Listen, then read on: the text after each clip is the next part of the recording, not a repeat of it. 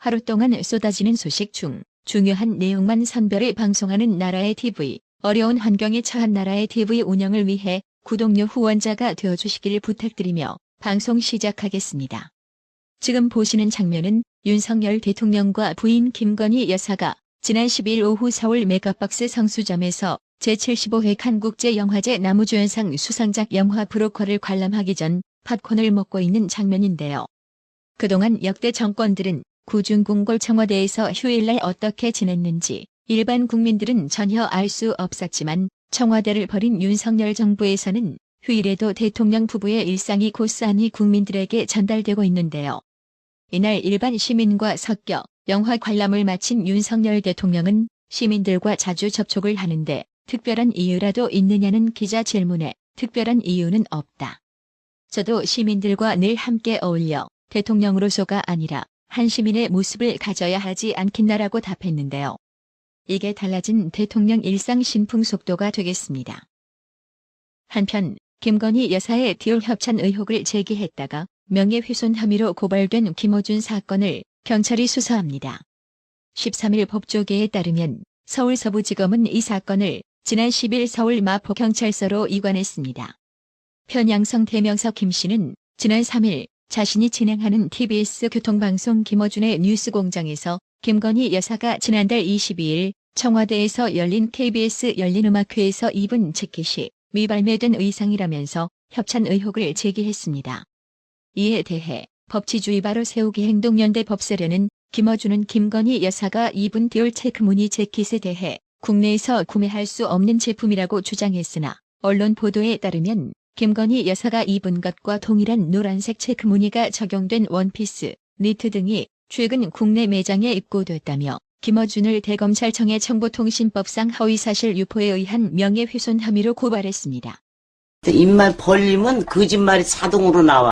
앞서 나라의 TV는 지난 방송에서 문재인 좌파 정권이 탈원전 시 전기료 인상이 필요하다는 산업부 보고서를 묵살하고 사드 전자파 측정 결과도 4년간 감춘 사실을 방송했었습니다. 국민의힘 권성동 원내대표는 13일 문재인 정부가 자신들의 정책 기조와 어긋나는 사실관계를 숨긴 채 탈원전 및 사드 반대 정책을 추진했다면서 정치적 이익을 위해 국익과 안보를 희생시켰다고 비판했습니다. 새 정부의 부담으로 작용하고 있는 전 정부의 실정을 겨냥해 포문을 연 것이란 말이 나옵니다. 권성동 원내대표는 이날 최고위원회의에서 문재인 정부가 탈원전 정책에 따른 전기요금 인상과 관련된 산업통상자원부 보고서를 묵살했다고 한다며 당시 산자부 보고서는 2030년 전기료 인상률이 40%에 육박할 것으로 추정했으나 문재인 정부는 이를 무시하고 전기료 인상은 없거나 미미할 것이라고 홍보했다고 했습니다. 2017년 7월 백운규 당시 산자부 장관은 국회 업무보고에서 현 정권이 끝나는 2022년까지 전기요금은 인상 요인이 없다고 했었습니다. 하지만 이에 앞서 산자부가 2017년 5월과 6월 두 차례에 걸쳐 국정기획자문위원회에 제출한 보고서엔 탈원전 공약 이행 시 2018년부터 2030년까지 13년간 누적 140조 원의 전기료 인상 요인이 발생한다는 내용이 담겨 있었습니다. 권성동 원내대표는 문재인 정권 말기에 전기요금 인상을 발표하며 탈원전 비용을 새 정부에 떠넘겼다며 잘못된 정책으로 민생 고통은 물론 알짜 공기업이 부실화됐다고 질타했습니다. 권성동 원내대표는 문재인 정부가 경북 성주 사두기지 근처 전자파 측정값 수치를 숨긴 점도 문제 삼았습니다.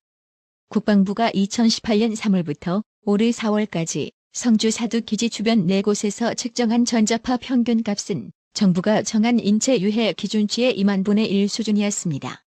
권성동 원내대표는 과거 민주당 의원들은 사드 반입이 결정되자 조직적으로 사드 전자파에 몸이 튀겨진다는 괴담을 유포했다며 거짓 선동으로 촉발된 반미 시위로 인근 주민들은 존재하지도 않은 공포에 떨었다고 지적했습니다. 그러면서 민주당은 선거 때는 거짓 선동을 일삼더니 권력을 잡고서는 사실을 은폐하게 급급했다고 비판했습니다. 검찰이 산업부 블랙리스트 의혹을 받는 백운규 전 산업부 장관의 구속영장을 청구했습니다. 13일 검찰에 따르면 서울동부지검 개업 노동범죄 전담부는 백운규 전 장관에 대해 직권남용 권리행사방해 혐의로 구속영장을 청구했습니다. 백운규 전 장관은 13개 산하기관장 사직서 징구, A 산하기관의 후임기관장 임명 관련 부당지원, B 산하기관이 후임기관장 임명 전 시행한 내부인사 취소 지시 등을 했다는 혐의를 받고 있습니다. 앞서 검찰은 지난 9일 백운규 전 장관을 피의자 신분으로 소환해 약 14시간에 걸쳐 조사했습니다. 당시 검찰은 백운규 전 장관의 직접 지시 여부 및 청와대 등 윗선의 개입 여부를 집중 캐물은 것으로 알려졌습니다. 더불어민주당은 13일 검찰이 산업부 블랙리스트 의혹으로 백운규 전 산업통상자원부 장관에게 구속영장을 청구한 데 대해 정치보복의 출발을 알리는 신호탄이라고 반발했습니다. 신현영 민주당 대변인은 이날 국회 브리핑을 통해 이같이 말하며 지난 2019년 당시 자유한국당이 해당 의혹을 고발했지만 검찰은 3년이 넘도록 움직이지 않았다. 그러나 윤석열 대통령이 지난 대선 당시 집권하면 문재인 정권 적폐 청산 수사를 할 것이라고 공언했고 검찰은 대선이 끝나자마자 대대적인 압수수색과 함께 수사에 착수했다고 반발했습니다. 해당 소식에 네티즌들은 백운규 전 장관은 문재인 정권 때도 검찰에서 수사하려고 했다가 민주당 출신 추미애, 박범계 법무부 장관들 방해와 어깃장으로 수사 못한 건데 민주당 분들아 당신들 문재인 정권이 하면 적폐청산이고 윤석열 정권이 하면 정치보복이냐고. 제발 겸허히 수사 결과를 지켜보는 게 순리 아닌가라며 검수완 박법 통과시켜놓고 발 뻗고 편히 쉬려고 했어. 그런 게 어딨어? 일반 국민들도 죄 지으면 처벌받는데 니들은 법전보다 더 위에 있는 특권층이야? 그리고 여러 번 말하지만 보복 수사가 아니라 정의구현의 법치주의 실현이란다. 이걸 하라고 국민들이 윤석열을 대통령으로 선택한 거다라고 민주당 정치보복 주장을 질타했습니다.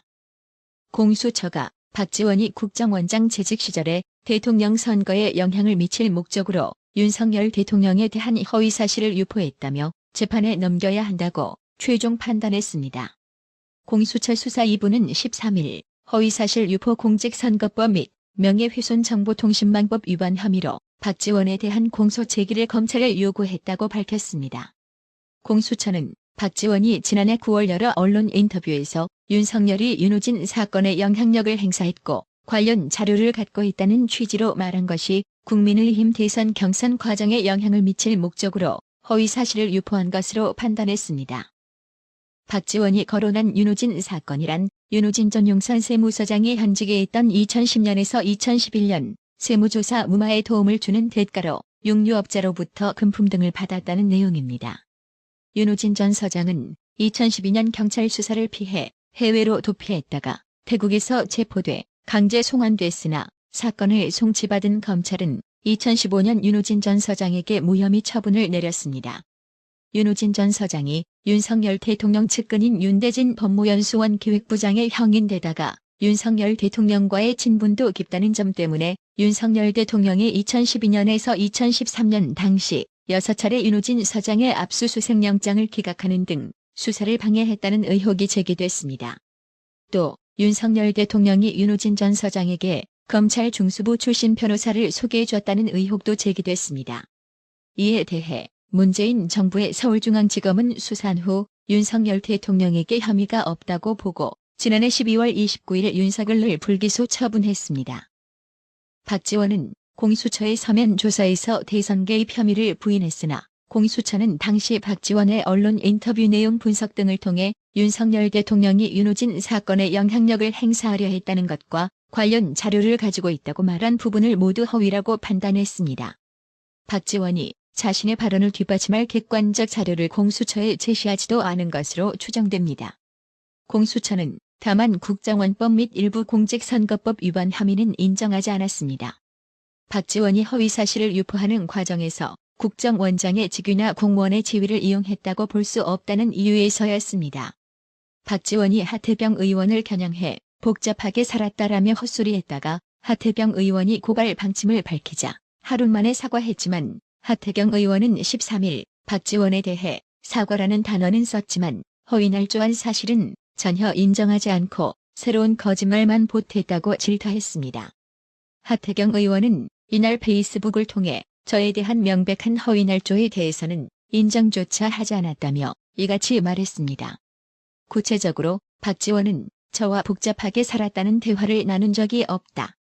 그런데 그 사실은 인정하지 않고 제 정치 이력을 언급한 거라고 거짓말만 하나 더 만들고 있다고 지적했습니다. 하태경 의원은 공직을 통해 취득한 국가의 기밀을 언론의 관심 끌기용으로 이용하는 행위는 용납될 수 없다. 오죽하면 국가정보원에서 전직 원장에게 경고 논평까지 냈겠냐고 반문한 뒤 박지원은 그런 치욕스런 지적을 당하고도 공개 활동을 계속하겠다고 한다며 계속 언론 인터뷰를 하고 있는 박지원을 비난했습니다. 그러면서 박지원은 공직을 지낸 사람으로서 정보기관의 수상을 지내신 분으로서 국가가 당신에게 맡겼던 책임의 무게만큼 그 언행에 대해 책임져야 한다며 저는 국회 정보위원회 한 사람으로서 그리고 개인과 가족의 명예를 심하게 훼손당한 사람으로서 박지원에게 그 법적 책임을 물을 거다. 조속히 고소장을 제출하겠다고 밝혔습니다. 유시민 김어준에 이어 또 한 명 새치 혓바닥 잘못 눌려 골록하는 사람 나오겠네요. 나라의 TV는 구독료 후원으로만 운영 유지되고 있으니 구독자님들의 따뜻한 정성이 필요합니다. 항상 뉴스 전달 방식에 노력하는 나라의 TV가 되겠습니다. 구독 그리고 알람 설정, 뉴스 영상 내용이 좋았다면 좋아요를 클릭해주세요.